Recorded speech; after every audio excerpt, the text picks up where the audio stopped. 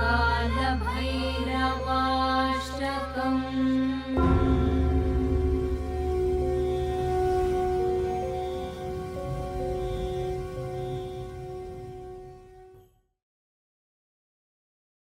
Purpose లా తీసుకుంటున్నారు.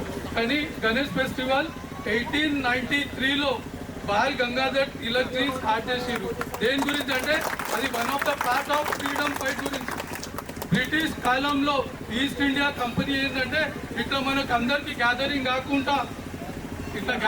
కాకుండా చేసేవాళ్ళు. సో ఆ టైంలో ఏం చేశారంటే బాల్ గంగాధర్ తిలక్ జీ ఏం చేశారంటే మన గణేష్ ఫెస్టివల్ ఇంట్లో పెట్టేటి తెచ్చి మన కాలనీలలో మీ చౌరస్తా పైన పెట్టి మన హిందువులకు అన్నిటికీ ఎట్లా కొట్లాడాలి ఒక మెసేజ్ ఇచ్చేవాళ్ళు. అదొకటి పార్ట్ ఆఫ్ ఫ్రీడమ్ ఫైట్ గురించి గణేష్ ఫెస్టివల్ ఉండే. కానీ ఈ రోజు యూత్ ఏం చేస్తున్నారంటే కంప్లీట్ గా చూసుకుంటే అది టోటల్ గా ఎంటర్టైన్మెంట్ పర్పస్ లో తీసుకుంటున్నారు. లాస్ట్ ఇయర్ ఒక అతను ఏం చేసిందంటే మన అన్నదమ్ములే సనాతన్ బ్రదర్సే, కానీ మన బ్రదర్సే ఏంటంటే తెలియక వాళ్ళకి అవేర్నెస్ లేకనో ఏందో మనుషులతోని పోల్చే వినాయకులను చేస్తున్నారు. మనుషులతో పోల్చాల్సిన అవసరం లేదు. గణేశుడు అనేటిది ఏంటంటే దేవుడు. గణేశుడిని దేవుని లెక్కనే మనం పూజ చేయాలి. అండ్ అప్కమింగ్ డేస్ లో గణేష్ పెడతాం కదా, అక్కడ కొంచెం మనం డిసిప్లిన్ మెయింటైన్ చేయాలి. ఎందుకంటే గణేష్ పెట్టి అక్కడ మద్యం దాగి అవన్నీ చేయకుండా నేను రిక్వెస్ట్ చేస్తున్నాను, గణేశుని లెక్కనే పెట్టండి. ఫిలిం స్టార్లతోని, పొలిటీషియన్స్ తోని, ఇంకా క్రికెటర్స్ తోని పోల్చకండి.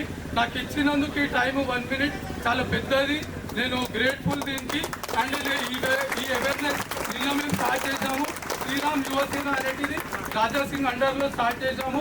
సో నేను దీన్ని ఈ ఇయర్లో మీ అందరి సపోర్ట్తోని కంప్లీట్ ఎంటైర్ తెలంగాణ తీసుకెళ్లాలని నా కోరిక. మీ అందరిది నాకు సపోర్ట్ కావాలి. సో ప్లీజ్ షేర్ చేయండి.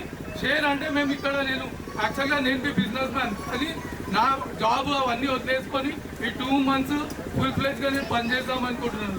ఎందుకంటే గణేశుని నేను పెట్టేటోని లాస్ట్ 22 years నేను గణేష్ పెట్టినా మా ఇంట్లో నుంచి బయట పెట్టేదాకా. నేనేం ఇనిషియేటివ్ తీసుకున్నానంటే ఖచ్చితంగా ఒక అవేర్నెస్ రావాలి.